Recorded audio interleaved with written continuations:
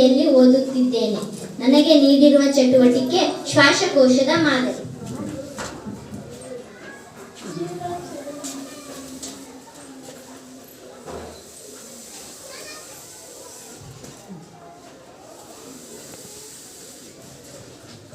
ಮಾನವನ ಶ್ವಾಸಾಂಗವ್ಯೂಹವು ಮೂಗು, ಗಂಟಲು, ಧ್ವನಿಪೆಟ್ಟಿಗೆ, ಶ್ವಾಸನಾಳ ಮತ್ತು ಶ್ವಾಸಕೋಶಗಳನ್ನು ಒಳಗೊಂಡಿರುತ್ತವೆ. ಉಸಿರಾಟ ಅಥವಾ ಶ್ವಾಸಕ್ರಿಯೆ ಎಂದರೆ ನಾವು ತಿಂದಂಥ ಆಹಾರವನ್ನು ಆಮ್ಲಜನಕದೊಂದಿಗೆ ಶಕ್ತಿಯನ್ನಾಗಿ ಬಿಡುಗಡೆಯಾಗುವ ಕ್ರಿಯೆಗೆ ಉಸಿರಾಟ ಅಥವಾ ಶ್ವಾಸಕ್ರಿಯೆ ಎನ್ನುವರು.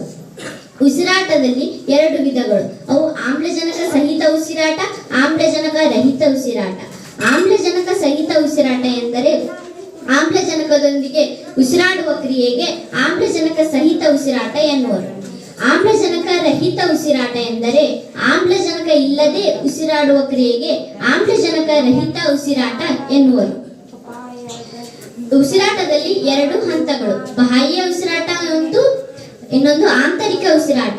ಬಾಹ್ಯ ಉಸಿರಾಟ ಎಂದರೆ ರಕ್ತ ಮತ್ತು ಮಾಧ್ಯಮದ ಮೂಲಕ ನಡೆಯುವ ಉಸಿರಾಟಕ್ಕೆ ಬಾಹ್ಯ ಉಸಿರಾಟ ಎನ್ನುವರು.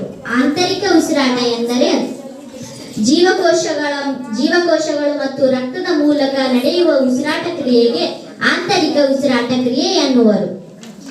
ವಯಸ್ಕರಲ್ಲಿ ಉಚ್ಛ್ವಾಸ ಮತ್ತು ನಿಶ್ವಾಸಗಳು 18ರಿಂದ 20 ಇದ್ದರೆ ಮಕ್ಕಳಲ್ಲಿ ಹೆಚ್ಚಾಗಿರುತ್ತದೆ. ಮಾನವರು ದೀರ್ಘಕಾಲ ಕಶ್ಮಲ ವಾತಾವರಣದಲ್ಲಿರುವುದರಿಂದ ಶ್ವಾಸಕೋಶಕ್ಕೆ ನ್ಯುಮೋನಿಯಾ ಎಂಬ ಕಾಯಿಲೆ ಬರುತ್ತದೆ. Thank you.